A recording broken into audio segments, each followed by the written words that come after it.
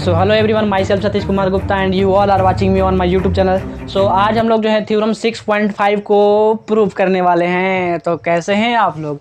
तो चलिए फिर प्रूव करते हैं भाई साहब। यहाँ पर आपको स्टेटमेंट दिख रहा होगा, तो एक बार स्टेटमेंट को आप लोग पढ़िए। मैं तब तक ट्रायंगल बना लेता हूँ दो गो। टुचुक टुचुक टुचुक, ए बी सी कहाँ गई थी? पी क्यू आर के घर पे सो रही थी। ओके, तो आपने पढ़ लिया भाई साहब, आपने पढ़ लिया स्टेटमेंट। तो चलिए मैं स्टेटमेंट को आपको एक बार समझाता हूँ हिंदी में। तो स्टेटमेंट क्या कर रहा है कि दो को ट्रायंगल दिया है, पहला नंबर दूसरा नंबर। दोनों ट्रायंगल में क्या बोल रहा है कि एक एंगल जो है आपस में बराबर है। तो एक एंगल आपस में बराबर है, तो मान लेते हैं कि एंगल ए जो है वो एंगल पी के बराबर है।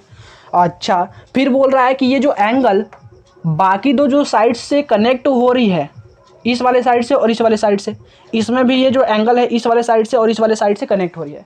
तो आपको बोल रखा है कि ये जो A B by P Q है वो बराबर है A C by P R के बराबर। ये भी आपको दिया हुआ है, यानी गिवन में का दिया है, गिवन में आपको का दिया है। पहली चीज़ आपको दी है कि जो एंगल ए है वो एंगल पी के बराबर है। फिर क्या आपको दिया हुआ है भाई साहब, और क्या दिया हुआ है कि जो ए बी है बाई पी क्यू है, ए बी बाई जो पी क्यू है वो किसके बराबर है भाई साहब? वो बराबर है A C by P R के बराबर, ए सी बाई पी आर के बराबर। ये आपको दिया हुआ है।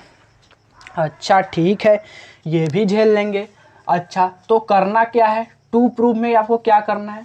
प्रूव में आपको करना है कि जो ट्रायंगल ए बी सी होगा वो सिमिलर होना चाहिए ट्रायंगल पी क्यू आर के। अच्छा ठीक है, ये भी झेल लेंगे। अब आपको यहाँ पर थोड़ा सा कंस्ट्रक्शन करना पड़ेगा। देखिए, तो अगर आपने थ्योरम 6.3 थ्योरम 6.4 को देखा होगा तो आपको कंस्ट्रक्शन भी करने आ गया होगा स्वाहा। तो कंस्ट्रक्शन में क्या कर रहे थे? पी क्यू साइड पर एक पॉइंट ले रहे थे जिसका नाम हम लोग बार बार डी दे रहे थे। अच्छा, और पी आर साइड पर एक पॉइंट ले रहे थे जिसका बार बार नाम ई दे रहे थे। ओके, फिर क्या कर रहे थे? हम लोग मान रहे थे कि ये जो डी है वो ए बी के बराबर है और ये जो पी ई है वो ए सी के बराबर है स्वाहा। यानी ए बी जो है वो डी पी के बराबर है और ये जो ए सी है वो पी ई के बराबर है। उसके बाद क्या कर रहे थे कि डी और ई को आपस में कनेक्ट कर दे रहे थे। डी और ई को आपस में टुचुक टुचुक टुचुक टुचुक करके कनेक्ट कर दिए। ठीक है। अच्छा, अब इसी कंस्ट्रक्शन को थोड़ा सा अंग्रेजी में लिख लेते हैं कि नंबर आ जाए। ठीक है, क्या किए कंस्ट्रक्शन में भाई साहब? Take a point D on P Q and E on P R such that ये टेक लिखा हुआ है, ठीक है ना, थोड़ा सा बढ़िया से लिख दें। टेक सच दैट कि ये जो पी डी होना चाहिए वो ए बी के बराबर होना चाहिए। P D is equal to A B and ये जो पी ई होना चाहिए वो ए सी के बराबर होना चाहिए। P E is equal to A C. उसके बाद क्या किए? एंड ज्वाइन डी से ई को ज्वाइन कर दिए, ज्वाइन डी। ठीक है, तो चलिए अब हम लोग प्रूफ करते हैं। तो देखिए भाई साहब, प्रूफ में आपको क्या करना पड़ेगा? सबसे पहले आपको ये प्रूफ करना पड़ेगा कि ये जो डी लाइन है वो क्यू आर लाइन के पैरेलल है। ठीक है, पहले तो आपको ये प्रूव करना पड़ेगा कि ये जो डी ई है वो इस क्यू आर के पैरेलल है। दूसरा बात आपको फिर प्रूव करना पड़ेगा कि ये जो ट्रायंगल ए बी सी है वो ट्रायंगल पी डी ई के कॉन्ग्रुएंट है स्वाहा। तो चलिए फिर शुरू करते हैं। ठीक है, तो प्रूव करने के लिए आपको सबसे पहले गिवन से चलना होगा। तो गिवन में आपको क्या दिया हुआ है? A B by P Q is equal to A C by P R. ये का दिया हुआ है? गिवन में दिया हुआ है, गिवन में दिया हुआ है। अच्छा ठीक है, पी क्यू को ऊपर कर दीजिए थोड़ी सी समय के लिए और ए बी को नीचे कर दीजिए।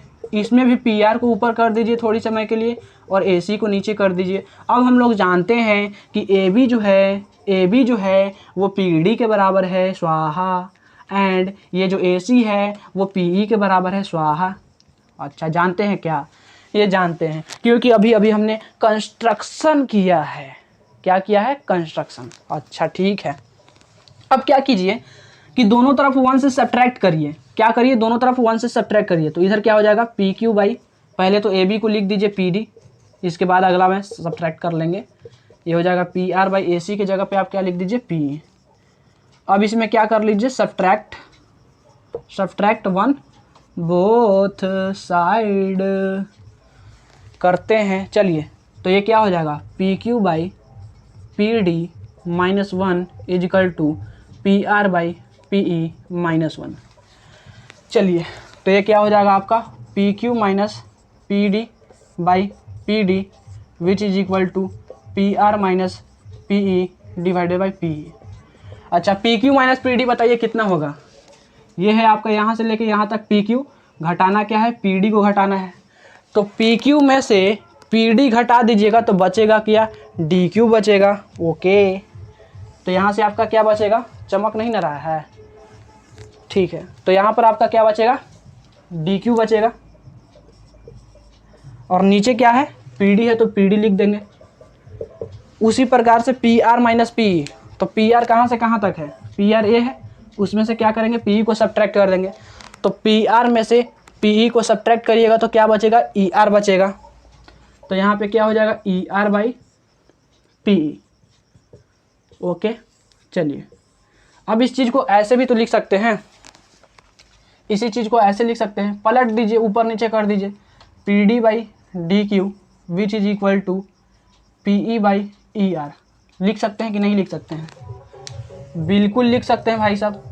तो आप देखिए तो फिगर में P D by D Q बराबर है किसके, P E by E are के। तो हम लोग यहाँ से एक चीज़ बोल सकते हैं, theorem 6.2 inverse of BPT, basic proportionality theorem से हम लोग बोल सकते हैं कि ई वाला लाइन जो होगा डी ई वो पैरेलल होगा क्यू आर के। बोल सकते हैं यस और नो, बोल सकते हैं यस और नो। चमक रहा है कहाँ यहाँ पे थोड़ा सा, तो अब देखिए तो हाँ, अब नहीं चमक रहा है, थोड़ा सा इसको जल्दी से लिख लीजिएगा, ओके, क्योंकि चमकेगा फिर, ठीक है। चलिए, तो हम लोग यहाँ से क्या बोल सकते हैं कि ये जो डी ई होगा वो क्यू आर के पैरेलल होगा। सो हम लोग क्या बोल सकते हैं कि D E is parallel to Q R. अब जैसे ही पता चला कि ई वाला लाइनवा पैरेलल है, खटाक से एगो चीज़ और दिमाग में गूंजा, ठीक है। क्या गूंजा कि ये वाला लाइन और ये वाला लाइन आपस में पैरेलल है, तो ये एक ट्रांसवर्सल लाइन है, ये वाला एक ट्रांसवर्सल लाइन है। तो अगर दो पैरेलल लाइन को एक ट्रांसवर्सल लाइन कट करती है तो कोरस्पॉन्डिंग एंगल्स आपस में इक्वल होते हैं। यानी ये जो एंगल है वो इस एंगल के बराबर होगा और ये जो एंगल है वो इस एंगल के बराबर होगा। यानी यहाँ से अपने को क्या पता चला कि जो एंगल डी होगा वो एंगल क्यू के बराबर होगा और ये जो एंगल ई होगा वो एंगल आर के बराबर होगा। इसको हम लोग फर्स्ट बोल दे रहे हैं और इसको हम लोग सेकंड बोल दे रहे हैं, ठीक है। अच्छा, अब चलिए, अब हमने पहला चीज़ प्रूव कर दिया कि डी ई जो है वो क्यू आर के पैरेलल है। अब हम लोग क्या करेंगे, अब हम लोग ट्रायंगल ए बी सी और ट्रायंगल पी डी ई को कॉन्ग्रुएंट साबित करेंगे, ठीक है। तो चलिए फिर हम लोग चलते हैं in triangle A B C and triangle P D E, दोनों में चलते हैं। अच्छा, दोनों ट्रायंगल में देखिए तो ये ए बी जो है वो पी डी के बराबर है, ये जो ए बी है वो पी डी के बराबर है। कैसे बराबर है भाई साहब, कंस्ट्रक्शन में देखिए तो माने थे कि ए बी और पी डी आपस में बराबर है। अच्छा, ये जो एंगल ए है वो एंगल पी के बराबर है, ये जो एंगल ए है वो एंगल पी के बराबर है। अच्छा, ये कैसे है, गिवन में आपको दिया हुआ था। ये कैसे है भाई साहब, गिवन में आपको दिया हुआ था। अच्छा, उसी प्रकार से ये जो ए सी है वो इस पी ई के बराबर है, तो आप लोग बोलिएगा कि बिल्कुल है। ये कैसे, ये भी हम लोग कंस्ट्रक्शन में मान चुके हैं कि ए सी और पी ई आपस में बराबर होना चाहिए।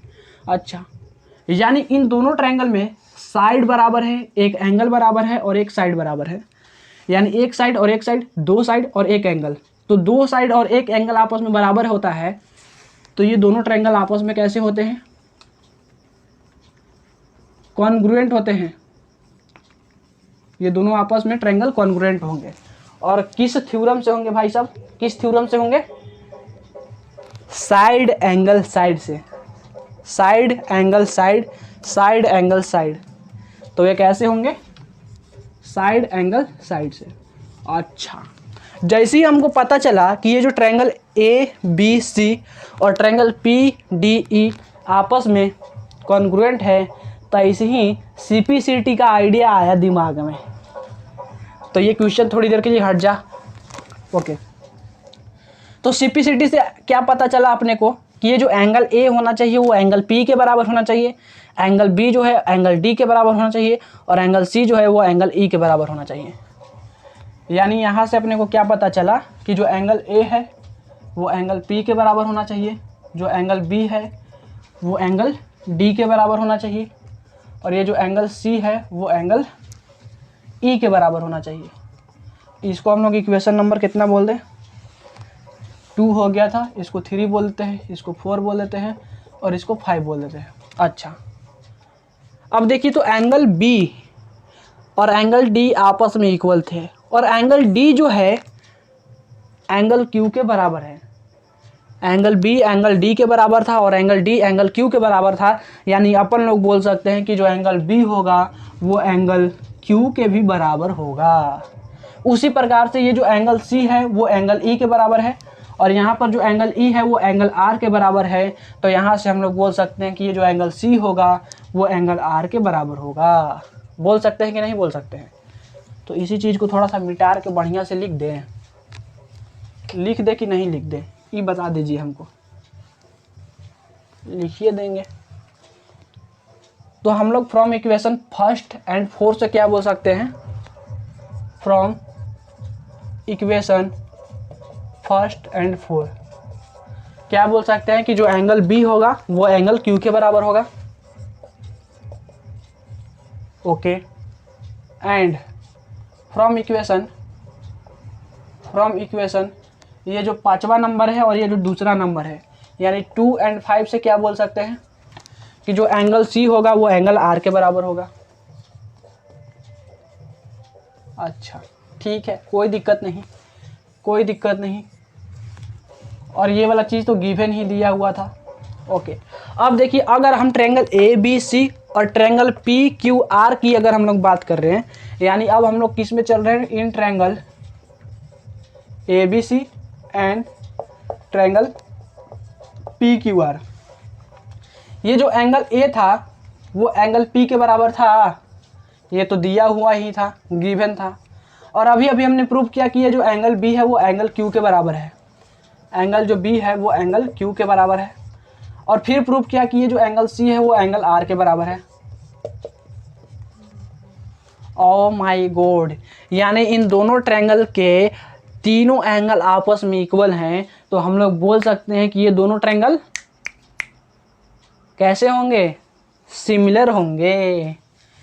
ये हमने क्या किया है? प्रूव्ड कर रखा है इसको, और इसको भी हमने प्रूव्ड कर रखा है।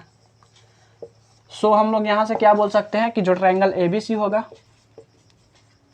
वो सिमिलर होगा ट्रायंगल PQR का, और इसी चीज़ को अपने को प्रूव करना था। लीजिए, हो गया ख़त्म, प्रूव्ड, प्रूव्ड। टुचुक टुचुक टुचुक टुचुक, प्रूव हो गया भाई साहब, ख़त्म, टाटा बाय बाय, हो गया। तो एक बार आप इसको देख लीजिए, हम हट जाते हैं साइड में और फिर हो जाएगा। तो पढ़ाई करते रहे, ऑल द वेरी बेस्ट। मिलते हैं फिर नेक्स्ट वीडियो में।